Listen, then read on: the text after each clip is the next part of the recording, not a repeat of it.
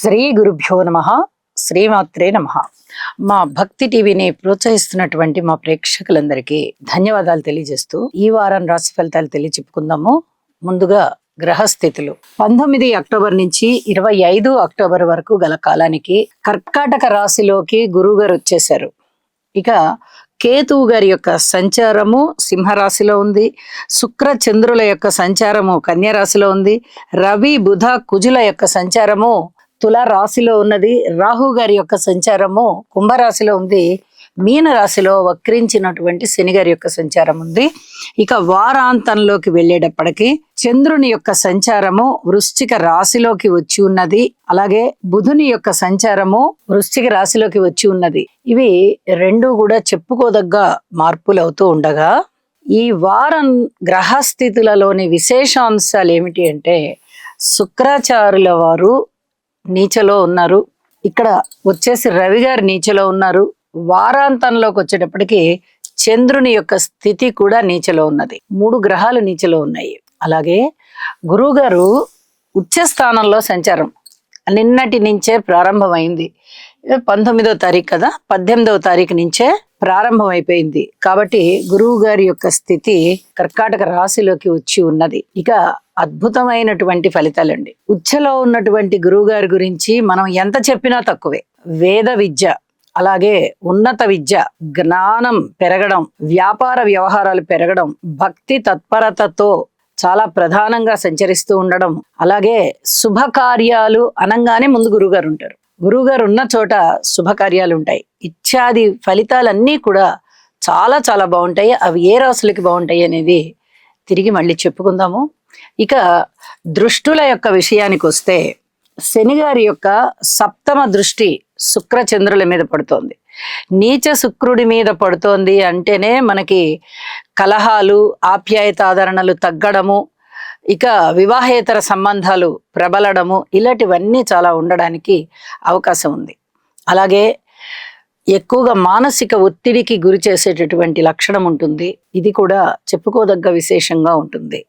ఇక గురువు గారి యొక్క 5వ దృష్టి బుధ చంద్రుల మీద పడుతూ ఉంది. ఇక్కడ చంద్రుడు నీచలో ఉన్నప్పటికీ కూడా గురువు గారి యొక్క దృష్టి సోకుతున్న కారణం చేత చాలా వరకు ఆ నీచ ఫలితాలు అనేవి తగ్గుతాయి. అలాగే బుధుని మీద దృష్టి ఉండడం చేత విద్యా వ్యాపారము ముఖ్యంగా ఈ రెండిటిలోనూ చాలా అద్భుతమైనటువంటి ఫలితాలు ఉంటాయి అని చెప్పి తెలియజేస్తూ ఉన్నాను. ఇక ఎవరెవరికి ఏ ఏ ఫలితాలు ఉంటాయి అనేది మనం ఇప్పుడు చెప్పుకుందాము. ఈ రాహుకేతువులు ఎప్పుడు కూడా పరస్పర దృష్టితోనే ఉంటారు కాబట్టి ఇప్పుడు మనం ప్రత్యేకంగా వీటి గురించి చెప్పుకోనవసరం లేదు. రాసుల విశేషాంశాలు చెప్పుకునేటప్పుడు వాటిని కూడా ప్రస్తావిస్తాను.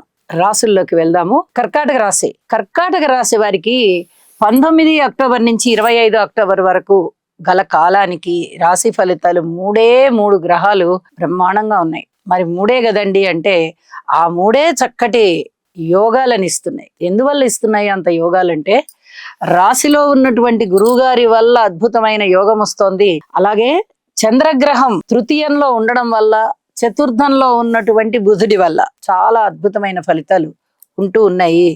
ఇక మిగతా గ్రహాలన్నీ బాగున్నా బాగలేకపోయినా రాశిలోనే ఉన్నటువంటి ఉచ్చస్థానంలో ఉన్నటువంటి పునర్వసు నక్షత్రంలోనే సంచరిస్తూ ఉన్నటువంటి గురువు గారి యొక్క ఉచ్చస్థితి సంచారము కర్కాటక రాశి వారికి అద్భుతమైనటువంటి ఫలితాలను ఇస్తుంది అనడంలో సందేహం ఎంత మాత్రం లేదు.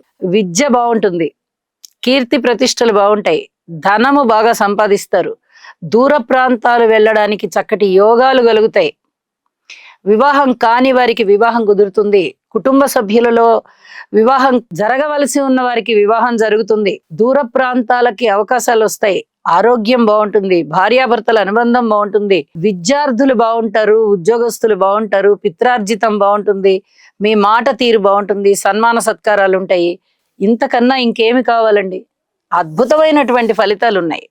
ఇంతకన్నా ఎక్కువ చెప్పవలసిన అవసరం కూడా లేదేమో అనిపిస్తోంది. కర్కాటక రాశికి ఒక్క ఉచ్చలో ఉన్నటువంటి గురువు గారి వల్ల ఉండేటటువంటి ఫలితము మిగతా గ్రహాలన్నీ కలిసినా కూడా, అంటే వాటి యొక్క శుభ ఫలితాలని ఇచ్చినా కూడా ఇవ్వలేవేమో, అంత అద్భుతమైన ఫలితాలు ఉంటాయి. కాబట్టి మిగతా గ్రహాల పరిస్థితి ఎలా ఉన్నా గురువుగారు ఇచ్చేటటువంటి ఫలితాలు చాలా చాలా అద్భుతంగా ఉన్నాయి అని చెప్పి తెలియజేస్తూ ఉన్నాను.